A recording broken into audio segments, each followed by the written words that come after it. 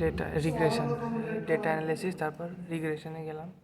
ওকে, তারপর input range y and x. Y মানে independent, dependent, y মানে ডিপেন্ডেন্ট। তো ডিপেন্ডেন্ট যেটা হবে ওটাই ক্লিক করবো এখানে। আর এক্স মানে ডিপেন্ডেন্ট, মানে তোমার ওইখানে জিরো হবে। হ্যাঁ, আবার এটা সিলেক্ট করো, এখানে সিলেক্ট করো, আবার সিলেক্ট কাটতে হবে না, সিলেক্ট করো, এটা সিলেক্ট করো, অটোমেটিক কেটে যাবে।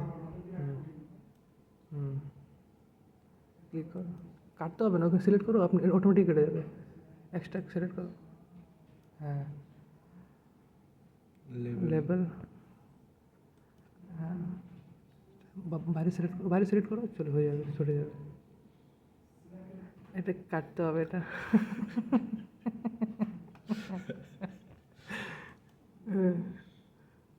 তারপর ওকে, হ্যাঁ এই যে এটা রিগ্রেশন চলে আসলো। হ্যাঁ, তারপর এই যে এক্স দেখছো, এটা হচ্ছে রিগ্রেশন কোফিশিয়েন্ট, আর এটা ইন্টারসেপ্ট।